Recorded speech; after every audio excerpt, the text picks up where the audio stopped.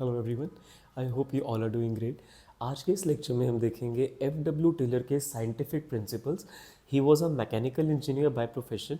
He regularly conducted experiments on the workers in different organizations, and later on he came up with four principles of scientific management. Let's start with the very first principle that he gave, that was science, not rule of thumb.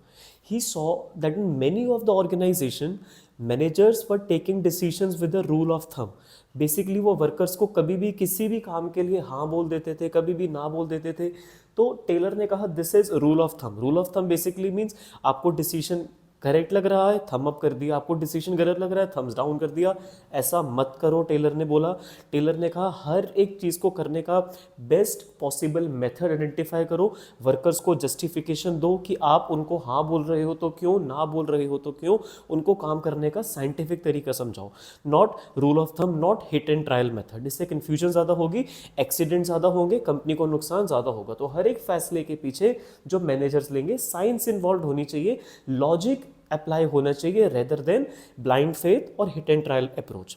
Very next principle that he gave was harmony not Discord. Harmony मतलब सुख शांति के साथ बातचीत करें managers और workers एक दूसरे के साथ।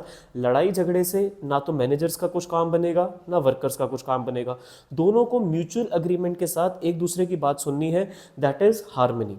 क्योंकि अगर दोनों में डिसएग्रीमेंट्स आते हैं, वर्कर्स स्ट्राइक पे जा रहे हैं, मैनेजर्स चाहते हैं कि वर्कर्स काम करें विदाउट एनी एडिशनल पेमेंट, अगर एक्स्ट्रा आवर्स के लिए काम करवाना है, वर्कर्स कम काम करना चाहते हैं, पैसे ज़्यादा चाहते हैं, इससे कॉन्फ्लिक्ट होगा, ऑर्गेनाइजेशन इवेंचुअली फेल हो जाएगी, कंपनी बंद करनी पड़ेगी।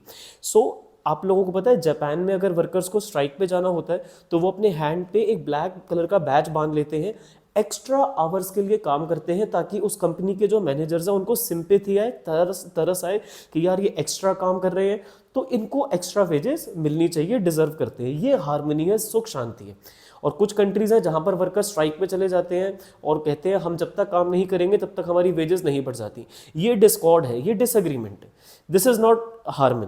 तो हार्मनी लेकर आनी पड़ेगी, मेंटल रेवोल्यूशन लेकर आने पड़ेगा, एक दूसरे की इंपॉर्टेंस को समझना पड़ेगा मैनेजर्स को और वर्कर्स को। मेंटल रेवोल्यूशन का मतलब होता है दिमाग को चेंज करना, दिमाग को पॉजिटिव करना टुवर्ड्स वन अनदर। मैनेजर्स का भी इंपॉर्टेंट रोल है, वर्कर्स का भी इंपॉर्टेंट रोल है। दोनों की जो भी शिकायतें हैं, जो भी बातचीत है, उनको म्यूचुअल अग्रीमेंट पे सॉल्व करा जाए, that is this principle harmony not Discord.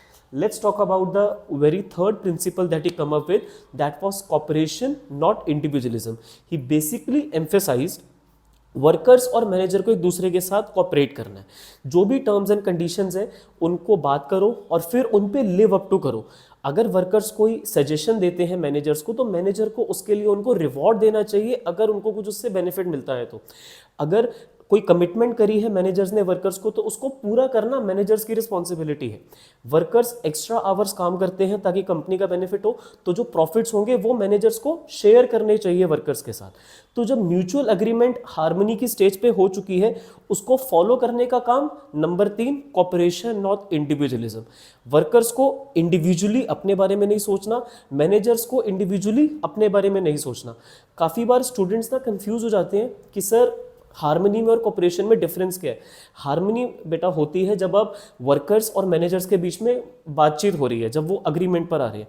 But जब वो उस पर लिव अप टू कर रहे हैं, जब कुछ वो करके दिखा रहे हैं, मतलब वर्कर्स कोई सजेशन दे रहे हैं, मैनेजर उनको उसके लिए इंसेंटिव दे रहे हैं, तो in that case it is cooperation. Managers profits share कर रहे हैं वर्कर्स के साथ, दैट इज कॉपरेशन।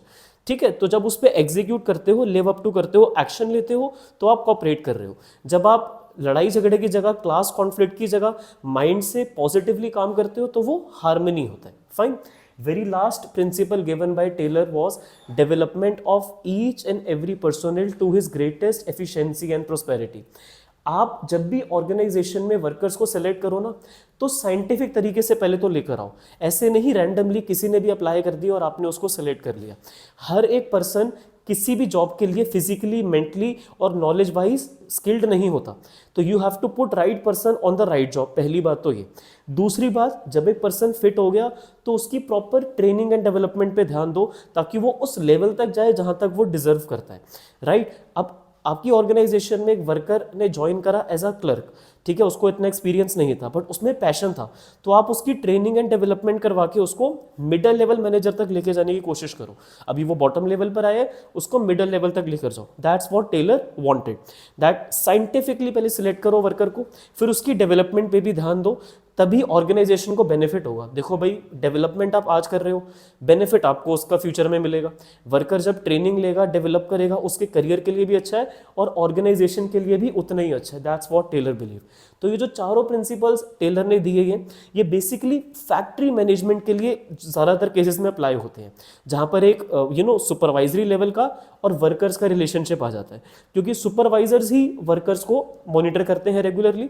तो ये ऑपरेशनल लेवल के लिए अप्लाई होते हैं, या फिर शॉप फ्लोर लेवल के लिए, जो मतलब बॉटम लेवल मैनेजर्स होते हैं ना, जो वर्कर्स के साथ डायरेक्ट टच में होते हैं, उनसे बातचीत करते हैं, तो उनको हर एक डिसीजन साइंटिफिकली लेना है, वर्कर के साथ कॉपरेशन करना है, हार्मनी मेंटेन करके चलनी है और वर्कर्स की डेवलपमेंट करनी है।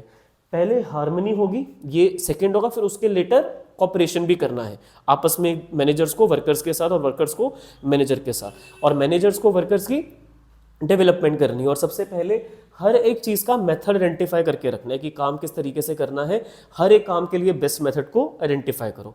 आई believe the principles given by Taylor are clear to all of you. किसी भी स्टूडेंट को कोई भी डाउट डिफिकल्टी है, feel free to ask to me in the comment section और on my insta handle. Thank you for listening to me so patiently. Have a nice day.